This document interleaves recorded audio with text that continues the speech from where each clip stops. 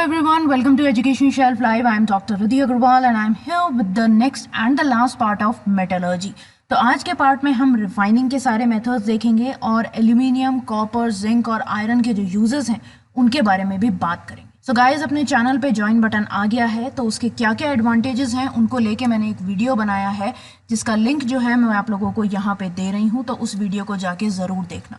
इसके अलावा अगर आप लोगों को एमसीक्यू सॉल्व करते वक्त कोई भी परेशानी आती है तो आप डाउटनट ऐप के थ्रू उसे सॉल्व कर सकते हो, वो भी इंस्टेंट तरीके से। उस ऐप का लिंक मैंने डिस्क्रिप्शन बॉक्स में दे दिया है और उस ऐप को यूज कैसे करना है वो मैं आपको समझा देती हूँ। कोरोना के वक्त घर बैठे पढ़ाई करो ना, डाउटनट है आपके साथ, जहां आप बस क्वेश्चन की फोटो लेकर तुरंत अपने डाउट का वीडियो सोल्यूशन पा सकते हैं। साथ ही यहाँ कोटा के टॉप टीचर्स जैसे एनवी सर, जीबी सर, आकांक्षा मैम, एनजे सर के फ्री वीडियो लेक्चर्स भी आपको मिलेंगे। इतना ही नहीं, रोजाना शाम 5 बजे डाउटनट की टीम आकर करेगी देश भर के टॉप आईआईटी, जेईई और नीट में पूछे गए डाउट सॉल्व, वो भी live. So students, biochemistry, physics, maths में कोई भी आए डाउट तो डाउटनट के साथ उन्हें कर दो आउट। सो स्टार्ट करते हैं हमारे आज के लेक्चर से। तो पहली चीज जो आज हम पढ़ेंगे वो है रिफाइनिंग। तो जब हम एक मेटल को एक्सट्रैक्ट कर रहे हैं, चाहे किसी भी मेथड से कर रहे हो, तो उसमें कुछ ना कुछ कंटामिनेशन जरूर प्रेजेंट होता है, कुछ ना कुछ इम्प्योरिटी जरूर होती है। लेकिन हमें मेटल्स चाहिए होते हैं हाई प्योरिटी के, तो उसके लिए हमें कुछ टेक्निक्स जो है वो यूज़ करनी पड़ती हैं। और वो टेक्निक्स किस चीज़ पे डिपेंड करती हैं कि जो मेटल और इम्प्योरिटी है उनकी प्रॉपर्टीज़ के बीच में क्या डिफरेंसेस हैं, उनके हिसाब से हम अलग अलग टेक्निक जो है वो लगाते हैं। अब 6 टेक्निक्स हैं हमारी रिफाइनिंग की। पहली है डिस्टिलेशन, दूसरी है लिक्वेशन, तीसरी है इलेक्ट्रोलाइसिस, चौथी है जोन रिफाइनिंग, पांचवी है वेपर फेज रिफाइनिंग और लास्ट है क्रोमैटोग्राफिक मेथड्स। तो एक एक को हम पढ़ेंगे। तो पहले लेते हैं हमारी डिस्टिलेशन। तो डिस्टिलेशन वाला मेथड हम कब यूज करते हैं? जब हमें लो बॉइलिंग मेटल्स जो हैं वो एक्सट्रैक्ट कराने हैं, वो ऑब्टेन करने हैं, जैसे कि जिंक और मरकरी, तो वो इजीली जो है हमें मिल जाते हैं। इम्प्योर मेटल जो होता है हम उसे इवेपोरेट कर लेते हैं और हमें नीचे जो है प्योर मेटल मिल जाता है डिस्टिलेट की फॉर्म में। लेकिन ये वाली चीज़ जो है हम जब भी अप्लाई करेंगे जब हमारे जो मेटल्स, जो डिजायर्ड मेटल्स हैं, उनका बॉइलिंग पॉइंट कम हो। क्लियर है? नेक्स्ट जो हमारा मेथड है वो है लिक्वेशन का। इस मेथड में एक लो मेल्टिंग मेटल जैसे टिन जो है उसको एक स्लोपिंग सरफेस से नीचे फ्लो कराया जाता है। इस तरीके से वो जो हायर मेल्टिंग इम्प्योरिटीज है हमारी उनसे सेपरेट हो जाता है। ठीक है, क्लियर है? तो ये दोनों बहुत ही ईजी मेथड्स हैं, ज़्यादा कुछ है नहीं इसमें। तीसरा मेथड जो आता है हमारा वो थोड़ा सा टिपिकल है, जिसका नाम है इलेक्ट्रोलाइटिक रिफाइनिंग। सो इस मेथड में हम क्या करते हैं, जो इम्प्योर मेटल होता है उसे हम एनोड बना देते हैं और उसी मेटल की एक स्ट्रिप प्योर फॉर्म में लेके उसको कैथोड बना देते हैं। मतलब कि एनोड हमारी इम्प्योरिटी है और जो कैथोड है वो प्योर फॉर्म है उसी मेटल की जिसकी हमने इम्प्योरिटी एनोड बनाई है। अब उनको एक सूटेबल इलेक्ट्रोलाइटिक बाथ में हम रख देते हैं जिसमें सोल्यूबल सॉल्ट प्रेजेंट होता है उसी मेटल का। मतलब तीनों चीज़ें एक ही मेटल की हैं, एनोड भी, कैथोड भी, और जो इलेक्ट्रोलाइटिक सोल्यूशन है हमारा वो भी उसी मेटल का सोल्यूबल सॉल्ट होता है। अब जो मोर बेसिक मेटल होते हैं वो सोल्यूशन में रहते हैं और जो कम बेसिक मेटल्स होते हैं वो एनोड मड पे चले जाते हैं। इस प्रोसेस को हम जो इलेक्ट्रोड पोटेंशियल, ओवर पोटेंशियल और गिब्स एनर्जी है जो हम ऑलरेडी पढ़ चुके हैं उनके हिसाब से भी एक्सप्लेन कर सकते हैं। अब रिएक्शन होता क्या है इसमें? एनोड पे तो होगा जो हमारा मेटल है वो Mn plus n electrons they देगा और कैथोड पे जो हमारा Mn+ है वो इलेक्ट्रॉन गेन करके मेटल में कन्वर्ट हो जाएगा। अब कॉपर जो है हम उसे इलेक्ट्रोलाइटिक मेथड के थ्रू ही रिफाइन करते हैं। एनोड्स जो हैं वो इम्प्योर कॉपर के बने हुए होते हैं और प्योर कॉपर स्ट्रिप्स लेते हैं हम और उनको कैथोड बना देते हैं। और इलेक्ट्रोलाइट क्या होता है हमारा? जो एसिडिफाइड सोल्यूशन होता है कॉपर सल्फेट का, उसे हम इलेक्ट्रोलाइट बनाते हैं। और नेट रिजल्ट जो आता है इलेक्ट्रोलाइसिस का, उसमें होता क्या है, जो कॉपर प्योर फॉर्म में होता है वो एनोड से कैथोड पे ट्रांसफर हो जाता है। तो एनोड पे क्या रिएक्शन होंगे? Cu will give us Cu2+ plus 2 electron और कैथोड पे क्या होगा? Cu2+ जो है वो 2 इलेक्ट्रॉन गेन करके Cu में कन्वर्ट हो जाएगा। ठीक है, तो एनोड पे था हमारा कॉपर जो कि कैथोड पे ट्रांसफर हो गया। अब जो ब्लिस्टर कॉपर होता है हमारा, उसमें से जो इम्प्योरिटीज हैं वो एनोड मड पे जाके डिपॉजिट हो जाती है, जिसमें antimony, selenium, tellurium, silver, gold, platinum, ये सब होता है, ये सब इम्प्योरिटीज होती हैं। अब अगर हम इन एलिमेंट्स को रिकवर कर लेते हैं तो जो हमारी रिफाइनिंग की कॉस्ट आई है ना वो हमारी सेटल हो जाएगी। जिंक को भी हम इसी तरीके से रिफाइन करते हैं, यानी कि इलेक्ट्रोलाइटिक रिफाइनिंग से। नेक्स्ट जो हमारा मेथड आता है वो है zone refining. So this method is based on the principle that the impurities are more soluble in the melt than in the solid state of the metal. तो ये method जो है वो इस प्रिंसिपल पे बेस्ड रहता है कि जो इम्प्योरिटीज हैं वो मेल्टिंग फॉर्म में ज्यादा सोल्यूबल रहती हैं बजाय के सॉलिड स्टेट के। So a mobile heater surrounding the rod of impure metal is fixed at its one end.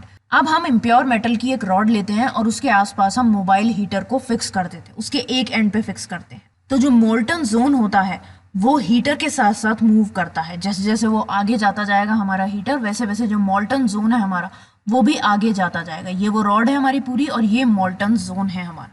अब जैसे जैसे हीटर आगे जाएगा जो प्योर मेटल है वो मेल्ट से क्रिस्टलाइज आउट होता जाएगा और पीछे छूटता जाएगा, और इम्प्योरिटीज जो है वो नए मोल्टन जोन में आती जाएंगी और आगे जाती जाएंगी। ठीक है, अब इस प्रोसेस को हम कई बार रिपीट करते हैं और हीटर जो है उसको एक ही डायरेक्शन में मूव कराते हैं हम बार बार। तो इम्प्योरिटीज जो है वो एक एंड पे आके कॉन्सेंट्रेट हो जाती हैं और फिर उस एंड को हम जो है कट कर देते हैं, और जो पूरा हमें बाकी रॉड मिलता है वो हमारे प्योर फॉर्म में होता है। तो अगर हमें सेमीकंडक्टर्स या बाकी मेटल्स बनाने बहुत ज़्यादा हाई इम्प्योरिटी के, तब हम इस मेथड को यूज़ करते हैं। बहुत यूज़फुल रहता है ये मेथड।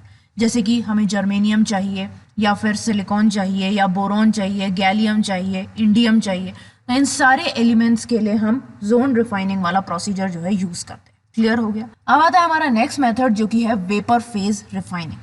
इस मेथड में जो मेटल है उसको वोलेटाइल कंपाउंड में कन्वर्ट किया जाता है और फिर उस वोलेटाइल कंपाउंड को कलेक्ट किया जाता है और उसको डिकम्पोज किया जाता है, जिसकी वजह से वो प्योर मेटल दे देता है हमें।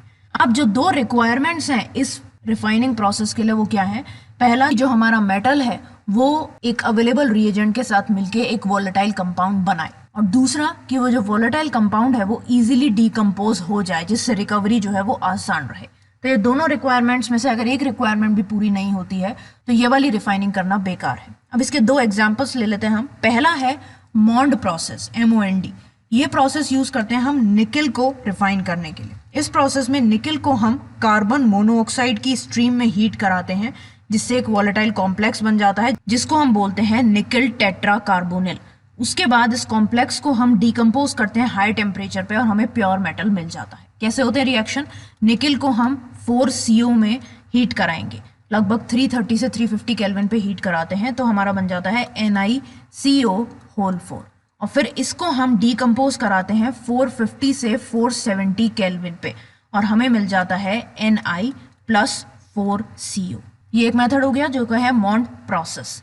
दूसरा मेथड जो है वो है वान आर्केल मेथड फॉर रिफाइनिंग जर्कोनियम और टाइटेनियम। तो अगर हमें जर्कोनियम या टाइटेनियम को रिफाइन करना है तो हम वान आर्केल मेथड जो है वो लगाते हैं। ये मेथड जो है बहुत यूजफुल रहता है अगर हमें सारी ऑक्सीजन और नाइट्रोजन जो कि प्रेजेंट है इम्प्योरिटी के फॉर्म में कुछ मेटल्स में, जैसे कि जर्कोनियम और टाइटेनियम, उसे रिमूव करना है।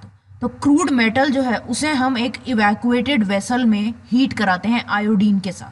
तो जो मेटल आयोडाइड बनता है हमारा वो ज्यादा कोवेलेंट होता है और वो वोलेटाइल भी होता है, तो वो वोलेटाइलाइज हो जाता है। उसके बाद जो मेटल आयोडाइड है उसको हम डिकम्पोज करते हैं टंगस्टन फिलामेंट पे इलेक्ट्रिकली हीट करके 1800 केल्विन पे। तो प्योर मेटल जो है वो आके उस फिलामेंट पे डिपॉजिट हो जाता है। अब इसके रिएक्शन क्या है? पहले हमने जर्कोनियम लिया, उसको इवैक्यूएटेड वेसल में हमने आयोडीन के साथ रिएक्ट करवाया, तो हमारा बन गया ZrI4। उसके बाद हम ZrI4 जो है उसको टंगस्टन फिलामेंट पे डिकम्पोज कराते हैं 1800 केल्विन के टेम्परेचर पे, तो ये हमें दे देता है Zr+2I2। क्लियर हो गया। अब आते हैं हमारे लास्ट प्रोसेस पे रिफाइनिंग के, जो कि है chromatographic methods. Now this method is based on the principle that different components of a mixture are adsorbed to different extent on an adsorbent। अब इस मेथड का प्रिंसिपल क्या है कि एक मिक्सचर में जो अलग अलग कंपोनेंट्स हैं वो एक एड्सॉर्बेंट पे अलग अलग एक्सटेंट में एड्सॉर्ब होंगे, कोई कम एड्सॉर्ब होगा, कोई ज्यादा होगा, इस तरीके से।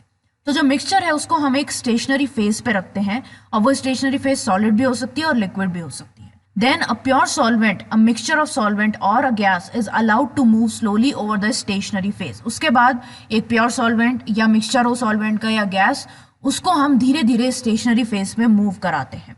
जो अलग अलग कंपोनेंट्स होते हैं हमारे मिक्सचर के वो धीरे धीरे मूविंग फेज जैसे जैसे मूव करेगी वैसे वैसे वो सेपरेट होते जाएंगे। ऑलरेडी हम इस चीज को पढ़ चुके हैं जब हमने क्लास 11th का यूनिट 12 पढ़ा था, तब क्रोमेटोग्राफी पढ़ी थी।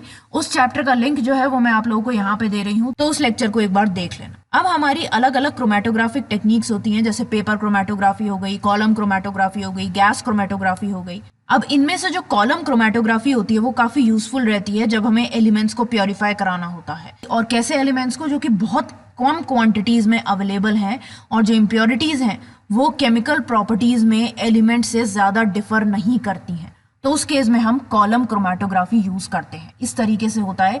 ये इंडस्ट्रियल मेथड है हमारा और ये लैब वाला मेथड है। क्लियर है? इसके बारे में ज़्यादा नहीं बता रही हूँ क्योंकि ये सब चीज़ें हम पढ़ चुके हैं, तो आप वो वाला लेक्चर जो है वो देख लेना। ठीक है, अब आता है हमारे लास्ट टॉपिक पे जो कि है uses of aluminium, copper, zinc and iron. तो चारों के हम यूजेस जो है अच्छी तरीके से पढ़ेंगे। पहला है हमारा एल्यूमिनियम। अब एल्यूमिनियम की फॉइल्स तो आपने देखी होंगी, जब भी आप लंच वगैरह लेके जाते हैं तो आपकी मॉम जो है रोटी को आपके एल्यूमिनियम फॉइल में पैक करके देती है। तो एक सबसे बड़ा तो यूज़ वही हो गया कि फूड मटेरियल्स के रैपर की तरह काम में आती है एल्यूमिनियम फॉइल।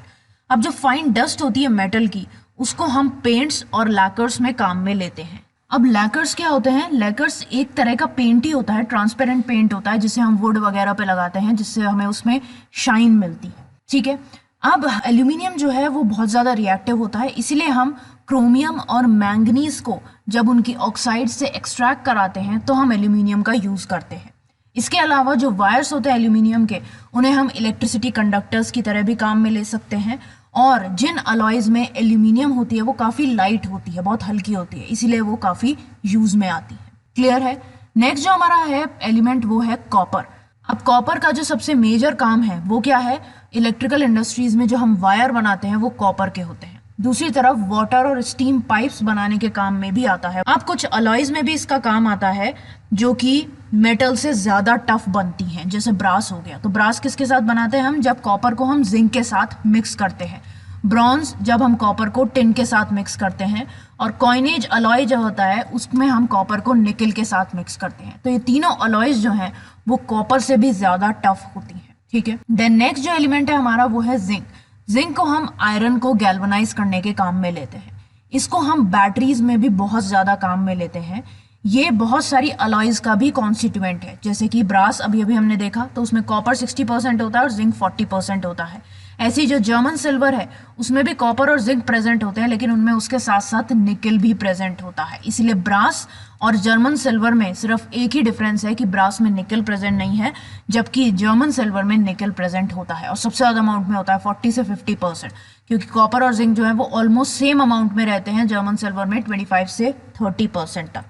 अब जिंक की जो डस्ट होती है उसको हम रिड्यूसिंग एजेंट की तरह काम में लेते हैं। किस चीज़ में? जब हमें डाई, स्टफ्स या पेंट्स की मैन्युफैक्चरिंग करानी होती है तब। ठीक है, नेक्स्ट और लास्ट जो एलिमेंट आता है हमारा वो है आयरन। अब आयरन जो होता है वो अलग अलग टाइप का होता है, जैसे cast iron, pig iron, wrought iron, तो वो सब अलग अलग उनके यूजेस रहते हैं। तो कास्ट आयरन जो है वो सबसे इंपॉर्टेंट फॉर्म है आयरन का।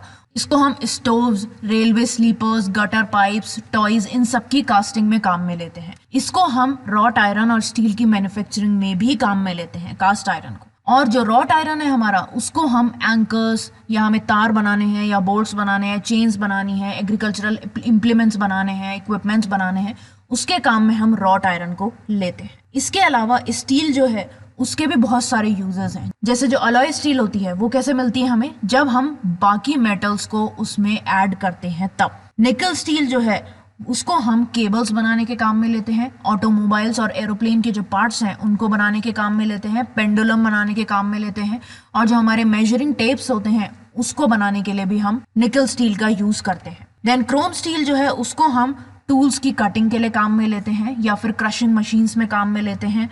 और स्टेनलेस स्टील तो हमें पता ही है, हमारे बर्तन, पेन्स, ऑटोमोबाइल्स, साइकिल्स, इन सब में स्टेनलेस स्टील जो है वो यूज होता है। क्लियर हो गया? तो ये हो गया हमारा चैप्टर 6 यानी कि मेटलर्जी का।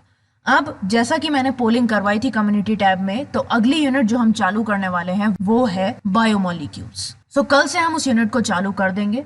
सो गाइज, ये था आज का पार्ट और मैं होप करती हूँ कि आपको सारी चीज़ें अच्छी तरीके से समझ में आ गई होंगी। कोई भी डाउट आता है आपको किसी भी पार्ट में तो आप कमेंट सेक्शन में मुझसे बेझिझक पूछ सकते हो।